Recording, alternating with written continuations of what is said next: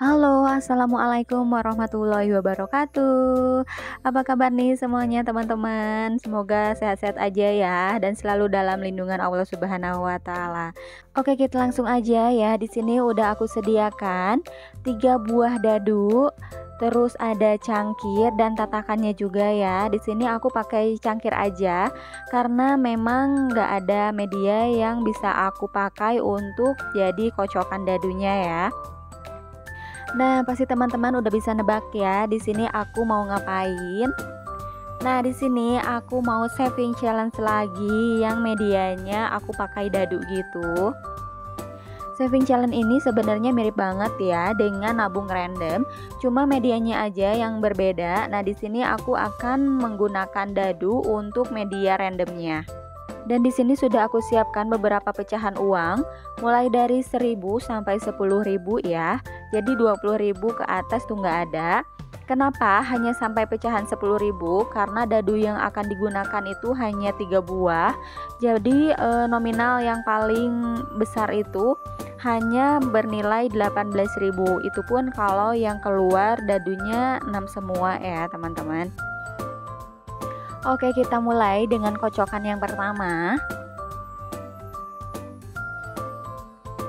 Nah, untuk kocokan yang pertama di sini ada 15 ya.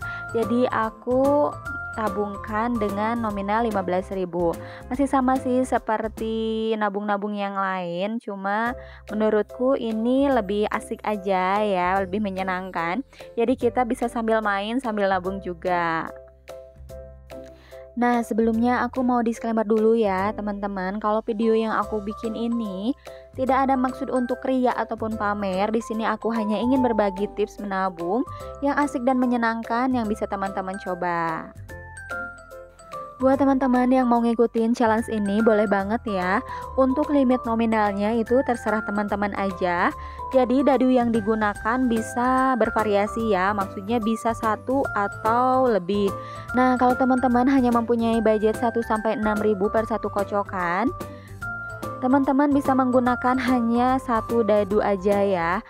Sedangkan kalau teman-teman punya budget 1-12.000 per satu kali kocokan, teman-teman bisa menggunakan 2 dadu.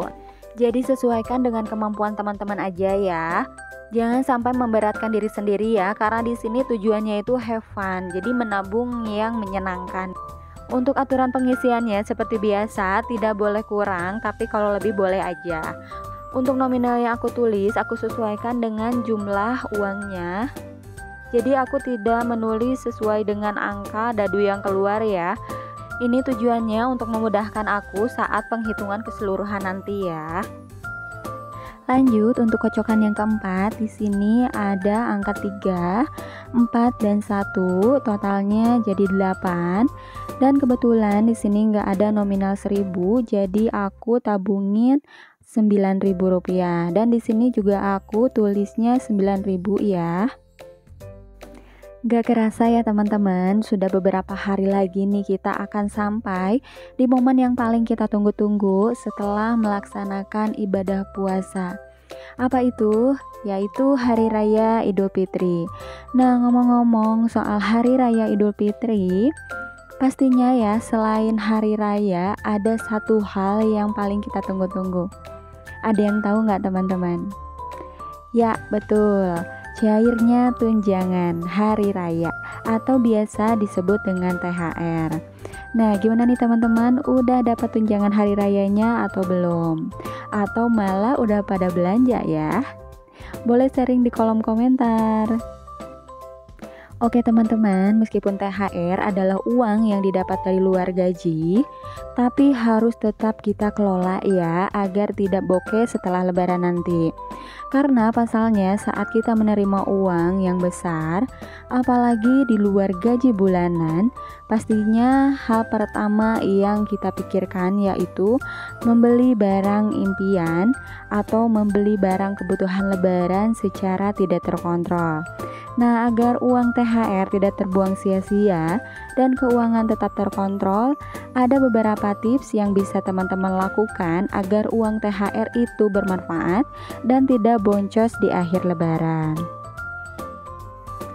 Hal yang pertama yang bisa teman-teman lakukan yaitu buat catatan keuangan terlebih dahulu ya, sesuai dengan tujuan keuangan kita masing-masing. Pastikan untuk memisahkan uang THR dengan gaji bulanan ya pastinya, agar kita bisa mengetahui nih pengeluaran apa aja yang dibutuhkan. Tips yang kedua yang bisa kita lakukan yaitu utamakan dulu untuk memenuhi kebutuhan ya. Karena memang saat lebaran kita harus membeli pakaian atau kebutuhan-kebutuhan lainnya yang menyangkut dengan lebaran, atau membagikan bingkisan ya kepada keluarga.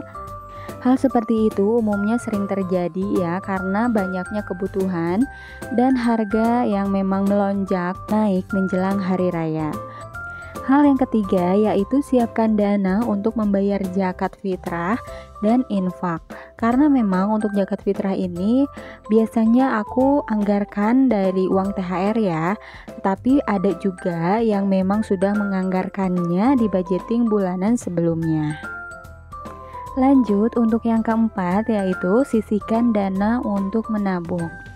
Seperti biasa ya, dana tabungan ini bisa kita gunakan untuk keperluan yang tidak terduga di kemudian hari yang memang harus kita bayarkan.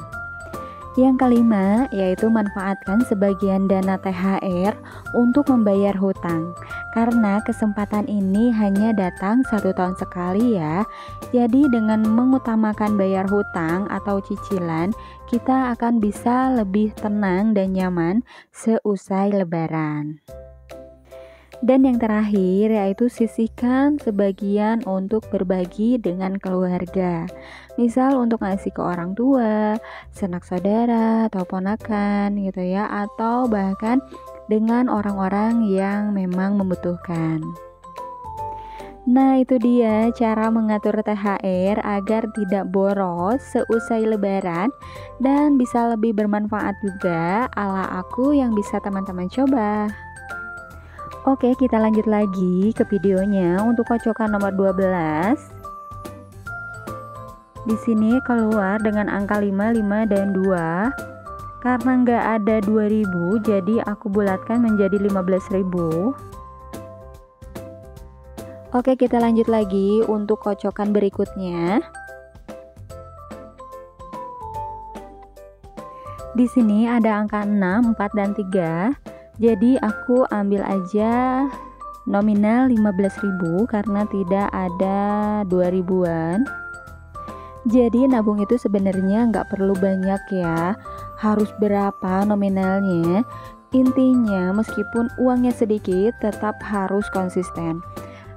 Tidak sedikit ya, kita sering melihat orang yang kurang pendapatannya, malah dia bisa naik haji gara-gara nabung uang 2000-an selama 30 tahun. Nah, jadi kita bisa lihat ya, bukan karena besarannya, tapi karena konsisten dan niatnya.